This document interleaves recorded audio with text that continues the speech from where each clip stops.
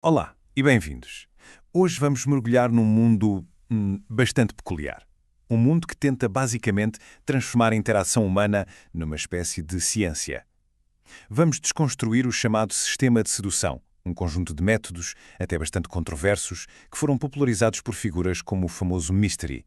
A ideia deles, mapear e, claro, influenciar a atração. Bem, e tudo começa com esta frase que é, bastante provocadora. A atração não é uma escolha. O que é que isto quer dizer, segundo os materiais de origem?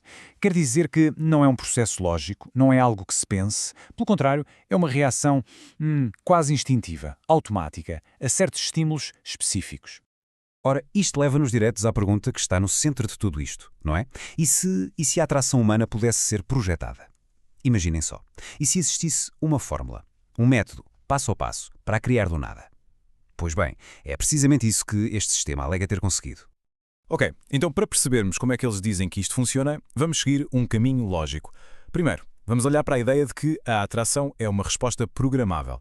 Depois, o tal cálculo de valor que está por trás de tudo. A seguir, o método de 3 fases que eles usam para guiar as interações. Depois, claro, as famosas ferramentas de atração. E no fim, vamos parar um bocadinho para pensar no que é que isto significa, esta ideia de sistematizar a ligação humana. Muito bem, vamos a isso. Primeira parte, a resposta programável. E isto, atenção, é mesmo a base de tudo. A crença fundamental aqui é que a atração não é uma coisa que acontece ao acaso. Nada disso. É um processo subconsciente, automático, que pode ser, digamos, ativado. O que é super interessante aqui é a distinção que o sistema faz. Eles argumentam que a atração não tem a ver com quem uma pessoa é, lá no fundo, mas sim com aquilo que essa pessoa faz. A ideia é simples. Se os botões certos forem carregados através de ações e sinais muito específicos, então a atração torna-se um resultado quase inevitável. Ok, então, vamos avançar para tentar perceber a lógica por trás disto tudo. Segunda parte, o cálculo de valor. É aqui que a coisa se apoia muito na psicologia evolucionista para explicar, lá está, porquê, é que certos botões funcionam e outros não. O conceito-chave aqui é o chamado Valor de Sobrevivência e Reprodução, ou SNR, para ser mais curto. De acordo com a fonte, isto é, no fundo, um cálculo que todos nós fazemos de forma subconsciente para avaliar o valor genético e social de outra pessoa como um parceiro em potencial. Pensem disto como a moeda de troca no mercado da atração. E aqui vemos claramente como é que esse valor é supostamente avaliado de maneiras diferentes. Segundo o método Mystery, os homens seriam ativados principalmente pelo valor reprodutivo de uma mulher, coisas como juventude, beleza, saúde. Já as mulheres, por outro lado, seriam ativadas pelo valor de sobrevivência de um homem. E aqui falamos de saúde, inteligência, estatuto social, recursos. Então, a questão-chave é como é que se demonstra esse tal valor de sobrevivência. Bem, o sistema define uma lista do que chama demonstrações de valor superior ou DVS.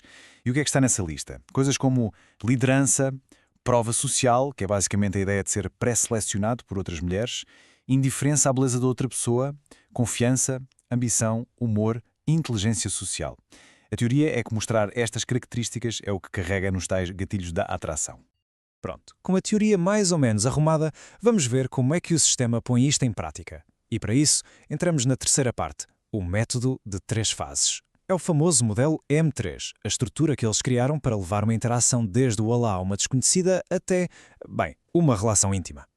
E o modelo é muito direto e sequencial. Fase 1, atração. O objetivo aqui é gerar interesse e demonstrar o tal valor de que falamos. Depois, fase 2, conforto. Aqui a ideia é construir confiança, uma ligação. E, por fim, a fase 3, sedução, que é onde se escala para a intimidade física. E atenção, as fontes são muito, mas muito claras nisto. A ordem é tudo. Tentar construir conforto sem primeiro gerar atração, por exemplo, é descrito como a autoestrada para a friendzone. Tentar a sedução sem criar conforto antes, rejeição quase garantida. A sequência, dizem eles, é a chave de tudo. E agora chegamos à quarta parte, que é, se calhar, a mais conhecida e também a mais controversa, o conjunto de ferramentas de atração. Agora vamos ver o como do método, as táticas específicas que eles usam logo na fase inicial. A primeira ferramenta é logo visual. Chama-se peacocking, ou seja, pavonear-se como um pavão. A ideia é usar roupa ou acessórios fora do comum, que chamem a atenção. E qual é a lógica disto, segundo eles? É que demonstra confiança para aguentar a pressão social e, ao mesmo tempo, serve de filtro para ver quem reage. E agora, o neg. Esta é, sem dúvida, uma das táticas mais faladas. O que é o neg? É definido como um elogio ambíguo ou uma pequena declaração de desaprovação. O objetivo? Supostamente baixar por um momento a autoestima do alvo e, mais importante, mostrar que não se está a tentar impressionar. É uma forma de quebrar o padrão a que as pessoas consideradas muito atraentes estão habituadas. Para isto ficar mais claro, as fontes dão exemplos. Um dos mais clássicos é esta mistura de elogio com desqualificação. Algo como: gosto das tuas unhas, são verdadeiras. Bem, de qualquer forma, são giras. A intenção aqui, segundo a teoria, é criar um pequeno desequilíbrio, quebrar aquele padrão de elogio direto que uma pessoa atraente talvez ouça a toda a hora. Outro tipo, um bocadinho mais subtil, foca-se numa pequena particularidade inofensiva. Por exemplo, que engraçado, o teu nariz mexe-se um bocadinho quando falas. A teoria aqui diz que isto não é um insulto. É o tipo de comentário que alguém que estivesse a tentar impressionar desesperadamente nunca faria. E por isso, demonstra uma confiança que não depende da aprovação da outra pessoa. E um terceiro exemplo de neg usa a desqualificação de uma forma mais direta. É dizer algo do género: és uma rapariga mesmo simpática. Tínhamos que te arranjar um tipo espetacular para namorares. O que é que isto faz? Comunica de forma explícita que não há interesse romântico. E isso, segundo o sistema, inverte a dinâmica da coisa e pode, paradoxalmente, acabar por aumentar a atração. Ok. Depois de passar a fase da atração, o método entra naquilo que considera a etapa mais importante de todas: construir conforto. E é aqui que aparece a regra das 7 horas. A teoria diz que são precisas em média 7 horas de interação positiva acumulada para que a intimidade física seja uma possibilidade real. E atenção, não são 7 horas seguidas, claro. Como se vê aqui, este tempo vai-se juntando aos poucos, ao longo de vários encontros e em sítios diferentes. E esta mudança de locais, de um bar para um café, de um passeio para a casa de alguém, é vista como essencial para criar uma sensação de história partilhada, de familiaridade. A ideia é transformar um desconhecido numa presença confortável e de confiança. É a fase que pretende criar uma ligação genuína, ou pelo menos a aparência de uma. E pronto, chegamos à nossa última parte: sistematizar a ligação humana. Vamos agora resumir a filosofia, a visão do mundo que este sistema nos apresenta. Esta citação do material de origem resume perfeitamente a mentalidade. É apenas um jogo. E como num jogo, onde normalmente separamos o nosso ego de qualquer resultado, é preciso praticar ou a habilidade nunca irá melhorar. A ideia central é esta: dissociar o valor pessoal do resultado de uma interação. Isto leva a algo muito poderoso: uma reinterpretação total da rejeição.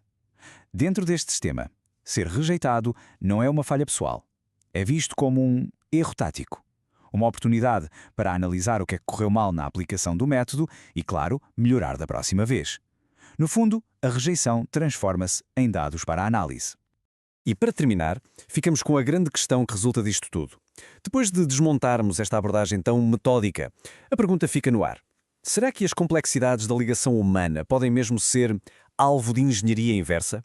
Será que é possível reduzir a química, a empatia, a conexão a um simples algoritmo?